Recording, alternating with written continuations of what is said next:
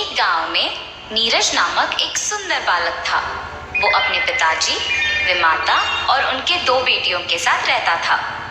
उनके नाम थे रम्या और चित्रा। उसकी विमाता और उनके बेटियां नीरज की ओर बहुत कठोर रहते थे।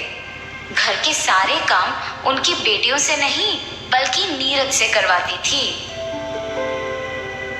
नीरज, कहाँ हो तुम? सुबह मेरे लिए उठने के बाद चाय लाना भूल गए क्या? ऐसे बिस्तर पे लेटे हुए चिल्लाती है जब नीरज चाय लेके आता है। नीरज, मैंने तुमसे मेरे कपड़ों की इस्त्री करने के लिए कहा था, तुमने किया? आप ही के पास लेके आ रहा हूँ दीदी। सुबह उठ के सारे काम करने पर नीरज थक के सो जाता था। एक दिन नीरज अपने विमाता को पानी दे रहा था जब थोड़ा पानी गलती से उन पे गिर जाता है। अपने विमाता से मार खाने के डर से वो घर से भाग जाता है। जहां भी जाओगे घूम फिर के तो तुम वापस घर ही आओगे, तब देखती हूँ। ऐसे वो घर से निकलकर चलते चलते बहुत दूर चला जाता है। न जाने अब मैं कहाँ हूँ, बहुत रात हो गई है, मुझे यही कहीं सोना होगा। ऐसे वो उसके चारों ओर देखता है, कोई भी ना होने पर घबरा जाता है। तब उसे एक बड़ा बंगला नजर आता है, शायद वहां कोई होगा। ऐसे सोचकर वो बंगला के अंदर जाता है।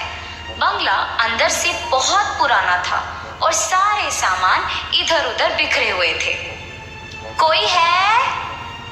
ऐसे आशा में चिल्लाता है कि कोई दिख जाए और घर में पुरानी चीजें होने के कारण इधर उधर देखता है। तब उसे उन चीजों में एक चमकता हुआ कुछ दिखाई देता है। यहाँ के सारे वस्तुओं पे धूल है, मगर ये क्या है जो चमक रहा है? ऐसे नीचे पड़े हुए उस चमकते हुए वस्तु को उठा के उसे साफ करता है और तब देखता है कि वो एक आईना है। साफ करने के बाद वो एकदम नया दिखता है। ये चीज तो टूटा भी नहीं है और मेरे साफ करने पर नया दिख रहा है। मैं अगर नीचे भी गिर गई तो भी नहीं टूटूंगी। तुम बात भी करते हो? हाँ, मैं बात कर सकती हूँ। तुम नीचे गिरने पर भी क्यों नहीं टूटोगी? मैं नहीं टूटूंगी, और अगर टूट भी गई तो मुझ में सारे टुकड़ों को संलग्न करने की शक्ति है। तुम्हारी विमाता के हाथ मार खाने के डर से तुम भाग के बाहर आए हो ना? हाँ, तुम्हें कैसे पता? मुझे सब पता है, मैं कुछ भी कर सकती हूँ। अच्छा, तुम सब कुछ कर सकती हो ना? तो मैंने सुबह से कुछ नहीं खाया है, मुझे बहुत भूख लग रहा है। मुझे खाने के लिए कुछ दे सकते हो? जरूर, मुझे देखकर तुम्हारा मनपसंद खाना को मांगो। नीरज जैसे ही आईने को देख के अपना मनपसंद खाना मांगता है, वो उसके सामने प्रत्यक्ष होता है और वो आश्चर्यचकित रह जाता है। तुम सच में कुछ भी कर सकते हो, तुम जादुई आईना हो। उसका मनपसंद खाना उसको मिलते देख नीरज सब भूल जाता है और खाके वही आराम से सो जाता है। अगली सुबह अपने विमाता की आवाज सुनाई पड़ने पर उठ जाता है। अपने कमरे में रहते देख वो दंग रह जाता है। कल रात तो मैं बंगले में सोया था, यहाँ कैसे आ पहुंचा? तुम्हें यहाँ मैं लाई। तुमने? मगर क्यों?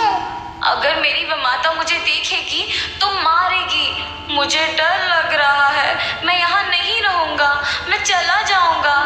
इतना क्यों डर रहे हो? क्या तुम्हारी विमाता अच्छी नहीं है? मेरी विमाता बहुत अच्छी है, पर उनको मैं पसंद नहीं हूँ।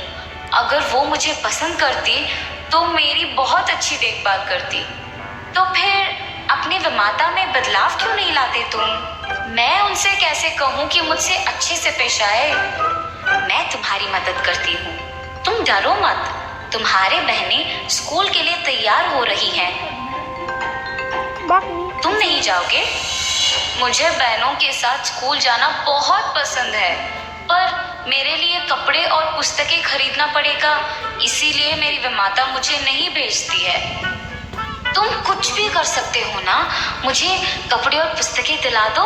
नीरज आईना में देखकर जब ये कहता है तो तुरंत वो प्रत्यक्ष हो जाते हैं। मैं भी बहनों के स्कूल जाने से पहले सारा काम खत्म करके उनके ही साथ स्कूल चले जाऊंगा। तब उसकी विमाता उसे घर के काम करते हुए देखती है। मैं वैसे भी अकेले ये सब काम नहीं कर पा रही हूँ।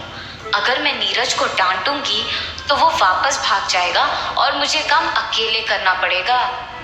ऐसे सोचकर नीरज को देखने पर भी वो कुछ नहीं कहती है। नीरज स्कूल जाने की उत्साह में अपने विमाता के बारे में भूल जाता है। काम जल्दी खत्म करके यूनिफॉर्म पहन के अपने बहनों के साथ वो भी स्कूल के लिए निकल जाता है। नीरज को अपनी बेटियों के साथ साथ स्कूल चले जाना उसकी विमाता देखती है। नीरज ने सारा काम बहुत जल्दी कर लिया और आज स्कूल भी चला गया। उसको नए कपड़े कहाँ से मिले? ये बात मुझे उसके स्कूल से आने के बाद पूछना होगा। और उसके स्कूल से आने वक्त तक इंतजार करती है।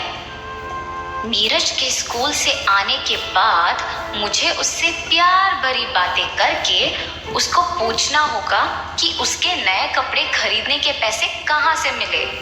इतने में नीरज उसके बहनों के साथ स्कूल से वापस आता है।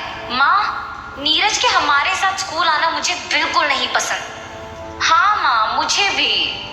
उनकी माँ नीरज के नए कपड़े और पुस्तकों के बारे में जानने के लिए उन्हें चुप करवाती है।